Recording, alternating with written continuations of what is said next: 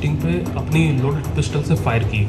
Police team बाल बाल बची उस पर, और उसके बाद जवाबी कार्रवाई में आत्मरक्षा ने पुलिस ने भी गोली चलाई। तो बेसिकली इस घटना का 6 दिनों के अंदर पुलिस ने उद्भेदन किया है। मुख्य अपराधी को पुलिस मुठभेड़ में ये घायल हुआ है, और इसके साथ में और कौन कौन से लोग थे उस घटना में वो भी पुलिस ने पता कर लिया है।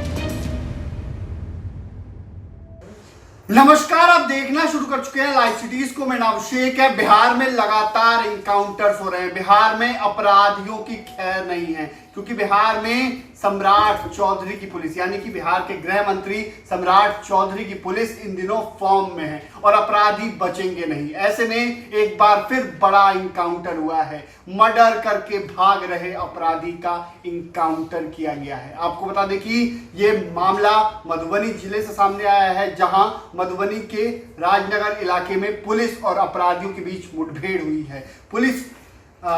पुलिस पर करीब अपराधियों ने 2-3 राउंड फायरिंग की है। जवाबी कार्रवाई में पुलिस ने हाफ इनकाउंटर यानी कि ऑपरेशन लंगड़ा किया है और कुख्यात अपराधी मोहम्मद अरशद को गोली मारी है। दरअसल आपको बता दें कि मोहम्मद अरशद जो है वो कुख्यात अपराधी है। उस पर कई मामले दर्ज हैं, हत्या, लूट, डकैती जैसे मामले दर्ज हैं, और हाल ही में वो राजा राम हत्याकांड का आरोपी था। ऐसे में उस पर बड़ा एक्शन लिया गया है। ये बड़ी कार्रवाई मधुबनी जिले के राजनगर में हुई है और फिलहाल पुलिस आगे की कार्रवाई में जुटी हुई है। आपको बता दें कि राजनगर में जो इनकाउंटर हुआ है उसको लेकर अरशद को इलाज के लिए अस्पताल में भर्ती कराया गया है। लेकिन बिहार में अपराधियों की खैर नहीं है। ये बातें सम्राट चौधरी ने कही थी कि अपराधी या तो बिहार छोड़कर चल जाएं, नहीं तो उनकी जगह जेल में होगी। हाल ही में आपने देखा होगा किस तरीके से पटना में ही कुख्यात अपराधी का इनकाउंटर किया गया था।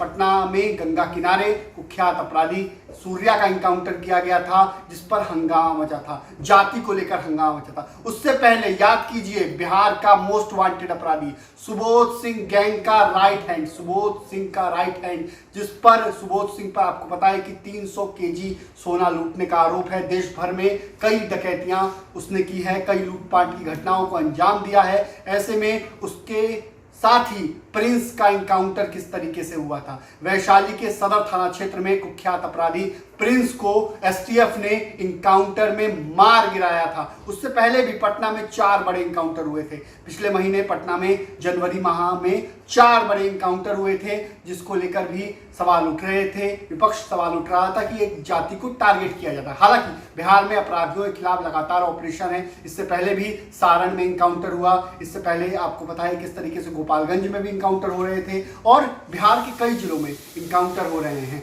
ऐसे में मधुबनी में भी बड़ा इनकाउंटर हुआ है, जहां मोहम्मद अरशद को गोली मारी गई है। अब देखना होगा मोहम्मद अरशद का क्या कुछ आपराधिक इतिहास है। हालांकि अब ये बातें साफ हैं कि मोहम्मद अरशद पुराना अपराधी था और उस पर हाल ही में राजा राम हत्याकांड का आरोप है। ऐसे में हत्याकांड का आरोपी है अरशद, तो मर्डर करके भाग रहे अपराधी का पुलिस ने इनकाउंटर किया है। ये बड़ी खबर सामने आई है, और इसको लेकर जो है पक्ष भी साफ साफ कह रहा है कि बिहार में अपराधियों की खैर नहीं है। जो पुलिस पर गोली चलाएगा उसका जवाब गोली से देंगे। एसपी ने भी, कई जिलों के एसपी ने कहा था कि पुलिस अपनी आत्मरक्षा में गोली चलाती है, और जब पुलिस पर गोली चलेगी तो हम भी जवाब गोली से देंगे। ऐसे में बिहार में इनकाउंटर्स लगातार जारी हैं। बिहार में पिछले जब से नई सरकार का गठन हुआ है तब से अब तक करीब 20 अपराधियों का इनकाउंटर किया गया है, जिसमें कई अपराधी मारे भी जा चुके हैं। पहले राजनगर थाना अंतर्गत राटी चौक पे एक दुखद घटना हुई थी, जिसमें एक व्यक्ति सुबह सुबह अपनी मोटरसाइकिल से अपनी दुकान की ओर जा रहे थे और कुछ लोगों ने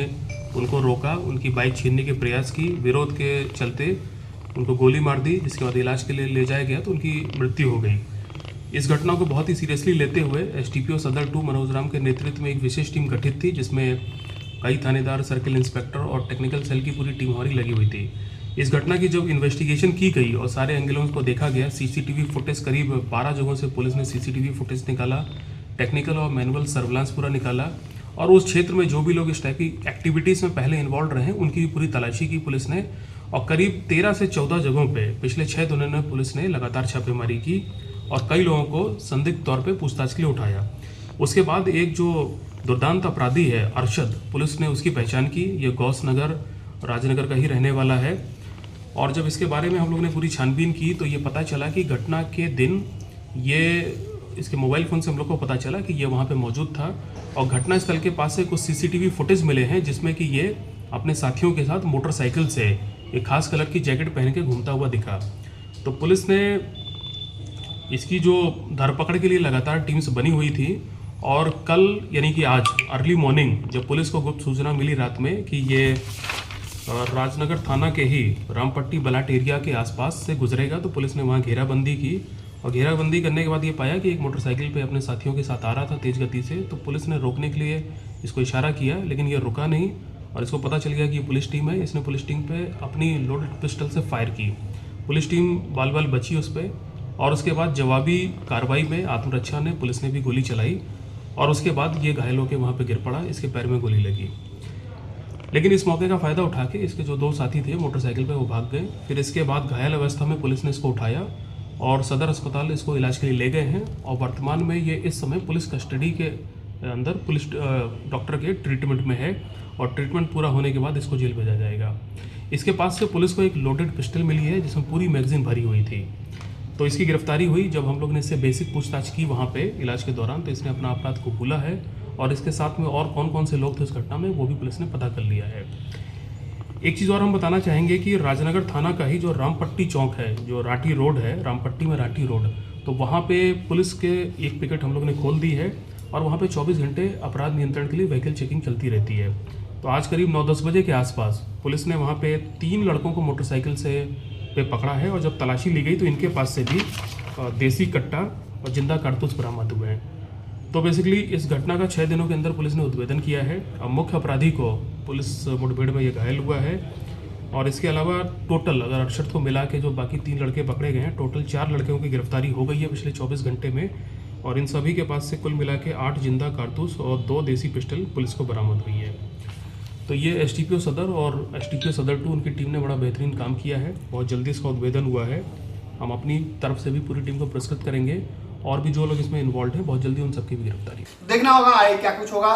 फिलहाल बिहार में ऑपरेशन लंगड़ा जारी है। बने रहिए लाइव सिटीज के साथ। हमारे यूट्यूब चैनल को सब्सक्राइब करिए, कुछ को लाइक करिए। धन्यवाद। इसने पुलिस टीम पे अपनी लोडेड पिस्टल से फायर की। पुलिस टीम बाल बाल बची उस पर और उसके बाद जवाबी कार्रवाई में आत्मरक्षा ने पुलिस ने भी गोली चलाई। तो बेसिकली इस घटना का 6 दिनों के अंदर पुलिस ने उद्भेदन किया है। अब मुख्य अपराधी को पुलिस मुठभेड़ में ये घायल हुआ है और इसके साथ में और कौन कौन से लोग थे उस घटना में वो भी पुलिस ने पता कर लिया है।